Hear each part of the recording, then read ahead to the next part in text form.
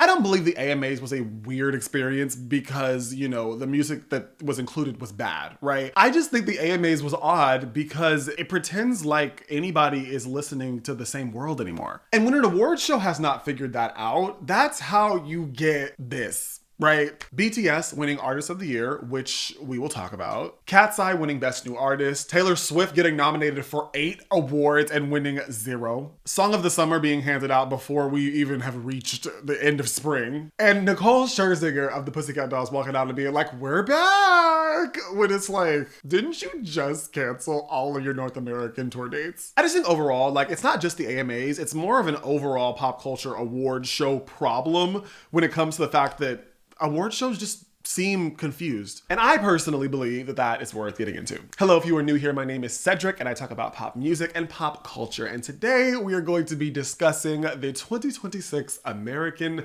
Music Awards. Now, let me be honest with you, up front, right? I didn't sit and watch every single second of this award show. I had it on in the background while I was doing other stuff on my laptop, which I believe is a very relatable experience because I would argue that you either did the same thing or you've only seen clips of this after it was over. I don't think any of us are really that emotionally invested in the constant cycle of just someone coming out on stage, you may or may not know who they are, they're reading off of a teleprompter, they make a joke that is sometimes giggle worthy but never laugh out loud. It's just oh, that was cute. And then it's now here are the nominees for blah, blah, blah, blah. It's the same thing that just goes over and over and over again. I'm tired. I'm tired of it. I think the only reason why we still watch award shows or even tune in, seldomly is the performances. Obviously, that's why we're all really there. The chance that you'll see someone who you haven't seen in a long time. I would argue maybe the red carpet is kind of nice because, I think fashion is still something that people tune in for. And it's the audience reactions. It's the celebrities who are just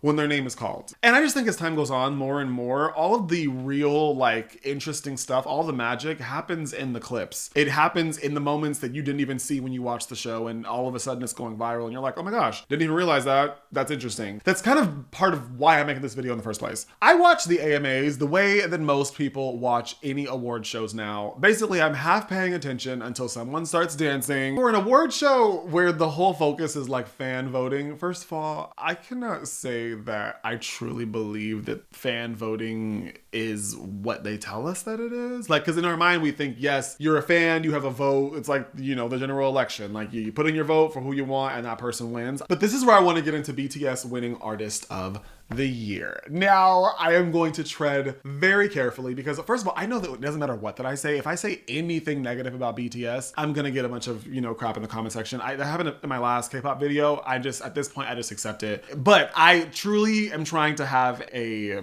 productive conversation about this whole thing, so just hear me out. I'm not here to say BTS did or did not deserve to win Artist of the Year, right? Their comeback is massive, right? Their feedback is a huge deal, and I really do believe that their impact is real. So that's not the conversation that I want to have. The more interesting question, I think, is when an award show is fan voted, what are we actually measuring? Are we measuring the Artist of the Year, the artist that had the most impact, or are we judging the fan base that shows up the most? Because in 2026, fandoms are not just people who show up for their artists, right? Fans are dedicated, they're organized, they're strategic. And when a fan voted show gives its biggest award of the night to the most organized fan base, I don't think that that's a big scandal. I think that's just kind of the way the system is supposed to work. But fan dedication and a shared cultural consensus are not the same thing. It just feels like the AMAs want the weight of a serious award, like the Grammys,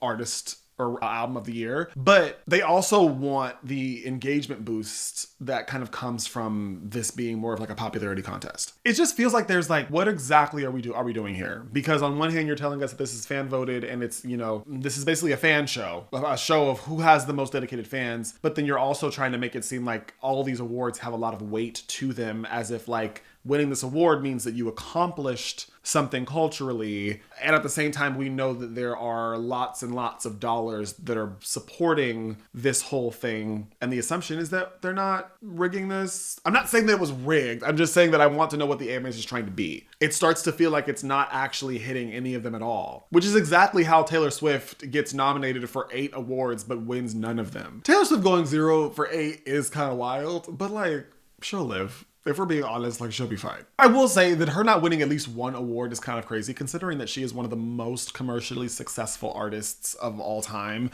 She had a pretty big year in the past year. She's been just culturally dominant for so long. It's not like she's fallen off, you know? So it is a little weird that she wouldn't receive at least one award. If most nominated artists end up going home empty-handed, BTS completely sweeps the fan voted categories. And then Katseye wins Best New Artist over artists who are arguably a little more organically present in the real world. What is this show actually reflecting? Like, are we talking about the charts, the fans, all of our algorithms? Right now, it just feels like a little bit of all of those. But honestly, I don't think the winners were my biggest issue. I just think that overall, like, the award show itself, like the room, just didn't really feel big enough. It didn't feel important enough. Part of what makes an award show feel like a big event is not just who wins the awards, although that does matter a lot, but it's also who's in the room, right? We can pretend like they don't matter much, but one of the most viral moments that come out of all of these award shows are the reaction shots. It's how did Selena Gomez react when someone mentioned Bad Bunny or no, Benny Blanco, my bad.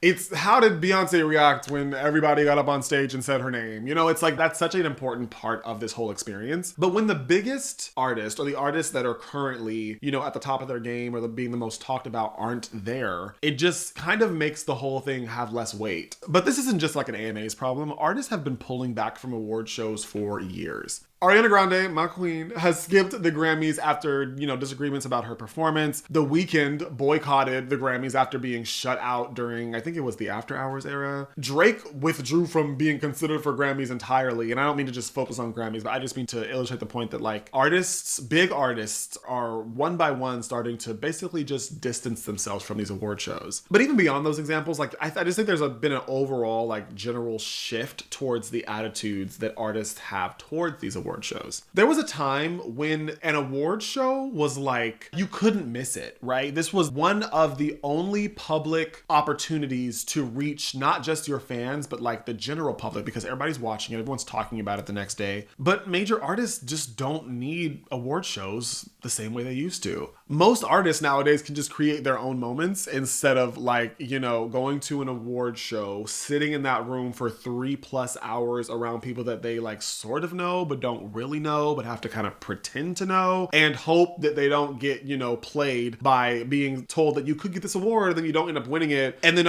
just trying your best to make your face look as fine as possible, because all it takes is you looking weird in one, you know, shot for everyone to go, oh my gosh, so-and-so hates so-and-so and she doesn't even want to be here. So it's like, from their end, like, I totally get it, but from a viewer's end, I just think it kind of not devalues the show, but it just makes the show feel a little less important. I think award shows should be treated more like festivals. Okay? Hear me out. I'm not saying that we should treat award shows like Coachella or something where it's like basically a pseudo concert. That's not exactly what I'm saying, because that format would not work, right? What I do think would make way more sense though is, like, imagine this, okay? You still have a host, but instead of dragging out every category, all the nominations, everything, like, the host just says the category, who is nominated, the winner of that category performs, they finish performing, they're like, oh my gosh, thank you so much. They give their quick little speech about how grateful they are or whatever, says thank you, accepts, move on, next performance or next, you know, category. I feel like that makes so much more sense and it's so much more time efficient, because with this format, performances are back at the center. The show now has a reason to watch, because you know that the reason that you're there will be the bulk of the show. There are probably production reasons that make that a little more complicated than I think that it probably is. Actually, now that I think about it, maybe the networks do have a plan here. Maybe the goal is not to get people to watch the full show. Maybe the goal goal is to get clips. Like the reason that these shows exist in the first place is to gather viral clips for social media. Whether it's a performance clip or like a red carpet clip or, you know, a reaction, a speech or whatever. Like the point is to get these little moments that are going to go viral because they know that nobody is about to sit here and watch this whole show. And if that is true, then I think a lot of the odd, weird stuff starts to make a little more sense. Like you book BTS because their fans will talk about it. You book Katseye because they're current and they're very, you know, in when it comes to online culture.